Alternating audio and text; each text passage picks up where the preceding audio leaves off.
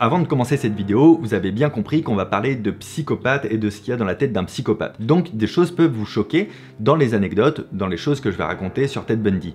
Si vous n'aimez pas ça, ou si vous êtes trop jeune, n'hésitez pas à ne pas regarder cette vidéo.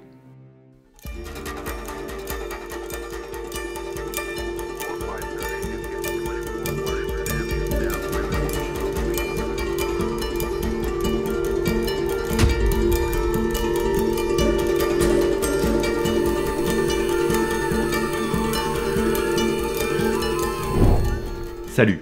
Aujourd'hui, on va se mettre dans la peau d'un profiler et comprendre ce qui se passe dans la tête d'un tueur en série. Pourquoi certaines personnes deviennent des criminels? Est-ce qu'il y a une influence de l'enfance pour ça? Ou est-ce qu'on est criminel? Ou est-ce qu'on le devient? Est-ce que tous les psychopathes deviennent forcément des tueurs en série? Ça pourrait peut-être vous servir dans la vie de savoir ça, genre si votre patron ou votre conjoint est un dangereux psychopathe. Alors accrochez-vous, aujourd'hui, je vous dis tout.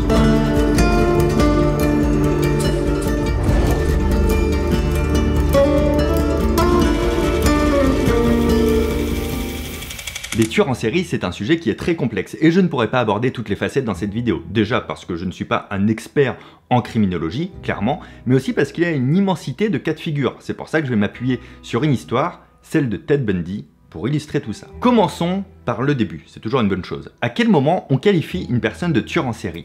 C'est quand la personne en question commet au moins 3 meurtres dans un intervalle qui peut aller de quelques jours à plusieurs années. Et c'est le cas de Ted Bundy, vous en avez déjà peut-être entendu parler. Cet Américain a été condamné pour les meurtres d'une trentaine de femmes dans 7 états différents, plus précisément 36 femmes selon ses propres déclarations. En réalité, les enquêteurs pensent qu'il s'agit plutôt d'une centaine de victimes. D'apparence, Ted Bundy était quelqu'un de charmant, de séduisant, de charismatique, d'intelligent, enfin le genre de personne qui a tout pour lui. On se serait jamais douté une seule seconde qu'il serait capable de commettre les pires atrocités. Son mode d'action était le suivant. Il approchait ses victimes dans des lieux publics et il faisait mine d'être handicapé ou un petit peu blessé. Il demandait de l'aide pour l'amener à sa voiture jusqu'à entraîner ses victimes dans un endroit plus isolé pour ensuite les agresser et les tuer. Ça va même plus loin puisqu'il serait revenu sur les lieux du crime pour commettre des actes sexuels sur les cadavres en quasi-décomposition.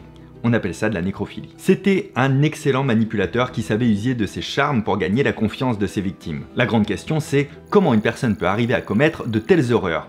Est-ce qu'il y a une prédisposition génétique ou est-ce que c'est dû à des traumatismes? La question est très complexe et ça fait des années que les psychologues essaient d'y répondre de façon claire et précise. Ce qu'ils ont souvent constaté, c'est que les tueurs en série viennent en majorité de familles brisées, où le père est absent et où la mère prend une place importante. Patrick Mullaney, qui était agent spécial et instructeur à l'académie du FBI, explique que lorsqu'un enfant n'a pas connu l'influence d'un père, il peut y avoir un rejet de la mère. Quand il passe à l'acte, c'est comme s'il cherchait à punir sa mère en faisant du mal à ses victimes innocentes. Cela reste bien sûr un cas de figure parmi d'autres. Chez Ted Bundy, il y aurait bien quelque chose de cet ordre-là puisqu'il a vécu une enfance très perturbante. Il est né en 1946 et n'a jamais connu son père. Sur son acte de naissance, il était noté que son père s'appelait Lloyd Marshall, un vétéran de l'armée. Mais sa mère aurait finalement avoué plus tard que le père était un marin prénommé Jack Worthington. Mais personne n'a jamais trouvé de traces de ces deux hommes. Il était plutôt supposé que son grand-père aurait abusé de sa mère au final. Ted a vécu à Philadelphie dans la maison de ses grands-parents maternels qui l'ont élevé comme si c'était leur fils. Faut savoir que la mère de Ted Bundy est tombée enceinte sans être mariée, et à cette époque, c'était très mal vu de tomber enceinte avant le mariage. Du coup, pour cacher cette grossesse soi-disant illégitime, qui était donc possiblement un inceste, on a fait croire à Ted que ses grands-parents étaient ses parents et que sa mère était sa grande sœur. Est-ce que vous arrivez à imaginer dans quel mensonge il a vécu? Pour l'anecdote, un jour la tante de Ted faisait la sieste, et lorsqu'elle s'est réveillée, elle avait tout autour d'elle plein de couteaux de cuisine. Ted était là, devant elle, et il souriait en voyant ça. Il n'avait que 3 ans, et c'était vraiment lui qui avait fait ça. Déjà très chelou quand même. Et c'est seulement à l'adolescence qu'il a découvert tout le mensonge qui gravitait autour de lui quand son cousin l'a traité de bâtard en lui montrant son acte de naissance. Il en a voulu toute sa vie à sa mère de lui avoir menti. Et à l'âge de 20 ans, Ted subit une déception amoureuse qu'il vit très mal, et c'est peut-être la goutte d'eau qui va être un élément déclencheur pour le faire passer à l'acte. Ted commet quelques actes de délinquance, des vols de voitures, des cambriolages, etc. Il commence clairement à déconner. Et en parallèle de ça, les autorités s'inquiètent de la disparition de nombreuses jeunes filles qui, les unes après les autres, ne donnent plus aucun signe de vie. Plus de nouvelles, une réelle disparition. La police enquête, et la police finit par trouver un lien entre Ted Bundy et la disparition de ces jeunes filles. Ils interpellent Ted Bundy et l'incarcèrent. Mais il s'évade à 2 reprises et se fait interpeller de nouveau pour de bon en 1978. Pour terminer, il est exécuté en 1989 dans la prison de Rayford, en Floride. Mais du coup, vous allez me dire, pourquoi il y a des personnes qui vivent des enfances très difficiles et qui ne deviennent pas des tueurs en série pour autant? Pourquoi dans une famille, il y a un enfant qui va mal tourner et l'autre va réussir à s'en sortir, alors qu'ils ont vécu le même contexte? Eh bien en fait c'est un mix de plusieurs choses. Il y a une prédisposition génétique associée à des traumatismes. Une étude a été menée par les scientifiques de l'université d'Albuquerque et l'université de Chicago. Les chercheurs ont analysé le cerveau de 808 prisonniers âgés de 33 ans en moyenne grâce à un IRM. 3 groupes distincts ont été créés. Tout d'abord les meurtriers, 203 personnes. Ensuite ceux qui n'ont pas commis d'homicide mais qui sont quand même jugés très violents, 475 personnes. Pour terminer, les délinquants non violents, 130 personnes. Les personnes avec des troubles mentaux n'ont pas été intégrées dans l'étude pour éviter de biaiser les résultats. En résumé, il y aurait une différence entre le cerveau d'un meurtrier et les 2 autres groupes. L'étude explique que les réductions de matière grise chez les délinquants condamnés pour homicide étaient évidentes dans un certain nombre de zones du cerveau qui sont des zones importantes pour le traitement affectif, la cognition sociale et le contrôle comportemental stratégique. Ça veut dire quoi? Ça signifie qu'il y aura un impact sur la prise de décision, l'empathie et le sentiment de culpabilité. Cela confirme l'étude d'ailleurs d'Adrian Rain, un psychologue et professeur en criminologie, qui affirme qu'il y a une différence entre le cerveau d'un meurtrier et le cerveau d'une personne dite normale.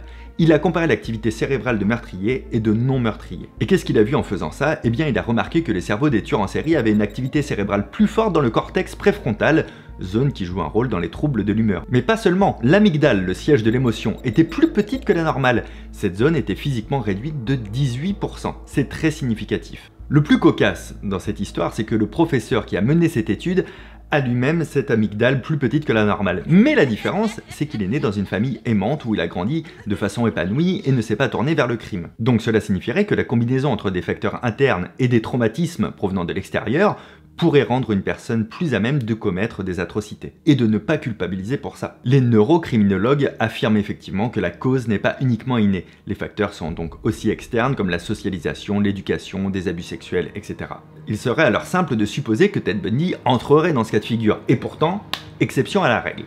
Après avoir été exécuté, des expériences ont été menées sur son cerveau pour voir s'il y avait d'éventuelles lésions, mais son cerveau serait tout à fait dans la norme, rien de particulier. Par contre, Ted Bundy avait le comportement d'un psychopathe. Un psychopathe, c'est quelqu'un qui de prime abord paraît totalement normal. La réalité, c'est qu'il est dépourvu d'empathie et de toute culpabilité. Du coup, c'est très grave, parce que ça signifie que quoi qu'il fasse, il ne va ressentir aucune émotion. Il ne va pas mesurer la conséquence de ses actes. C'est un vrai trouble sévère de la personnalité, puisque du coup, le fait qu'on ne ressente pas d'émotion, eh bien, on n'arrive pas à percevoir les différences entre le bien et le mal, puisqu'on n'a pas les sentiments associés qui permettent de se dire « Oh, je suis pas à l'aise avec ce que je fais » ou « Oh, c'est trop bien ce que je suis en train de vivre ». On est beaucoup trop neutre. Un psychopathe peut donc avoir des comportements imprévisibles, des conduites addictives. Ce sont des personnes qui ont du mal à maintenir les relations et surtout ce sont des gens qui ont horreur de la frustration. Quand ils n'ont pas ce qu'ils veulent, ils peuvent partir dans une colère noire extrêmement rapidement. Ted Bundy n'avait aucun remords. Il ne ressentait pas d'empathie et ne mesurait vraisemblablement pas les conséquences de ses actes. À cela s'ajoute le facteur de perversité, ce plaisir que prend le meurtrier pendant l'acte. Ça lui donne un sentiment de toute puissance. Alors bien sûr, tous les psychopathes ne deviennent pas des criminels. Ils peuvent être violents envers autrui sans jamais passer à l'acte, ou être violents avec eux-mêmes, mais quand ça arrive, c'est vraiment chaud. Pour vous donner un ordre d'idée, on compte 3% d'hommes psychopathes et 1% pour les femmes. Ted Bundy souffrait aussi de paraphilie.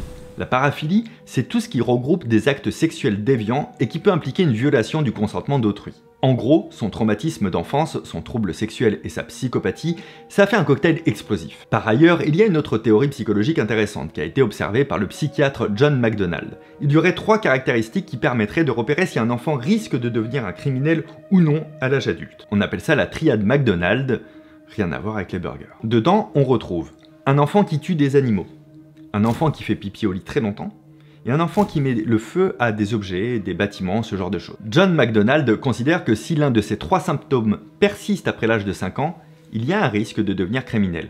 En faisant une étude sur une centaine de sujets, il a constaté que ces caractéristiques revenaient le plus souvent. Donc c'est pas une science exacte, mais c'est un indice. Mais pour le coup, c'est vraiment à prendre avec des pincettes parce que d'autres études ne voient aucun lien entre cette triade et les criminels, même si l'attitude de Ted Bundy confirme la théorie puisqu'il tuait des animaux étant enfant.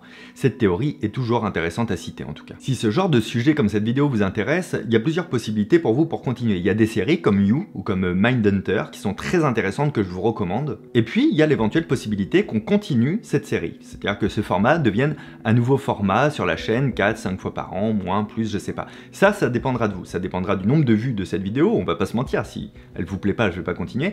Et puis ça dépendra aussi de votre engagement dessus, les commentaires, les likes. Donc si vous aimez ça, si vous en voulez d'autres, n'hésitez pas à me le dire et surtout à me le montrer. Le nombre de sujets connexes qu'on pourrait faire est assez impressionnant, aussi bien au niveau des criminels en question que sur les grandes questions, par exemple, quelle est la différence entre un psychopathe et un sociopathe. Ça pourrait être l'épisode 2. Pour terminer, deux choses qui devraient vous intéresser. Tout d'abord, si aussi le sujet de la manipulation comme Ted Bundy vous intéresse au sens large du terme, je vous recommande mon dernier livre, l'anti-guide de la manipulation que vous avez à côté, le lien est dans la description. Et enfin, la tournée de mon spectacle Singularité continue pour se terminer. Ce spectacle s'arrête définitivement au mois de décembre. Les dates en septembre, par exemple, il y a 2 spectacles en Suisse, une représentation à Lille, une autre à Annecy, une à Saint-Amand-les-Eaux, une à Longjumeau, etc., etc.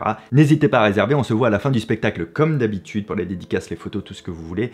Le lien est dans la description. Je m'appelle toujours Fabien Olicard, merci d'avoir regardé la vidéo. Ici 2 autres vidéos sur des sujets un petit peu mentaux. Prenez soin de vous, à très bientôt.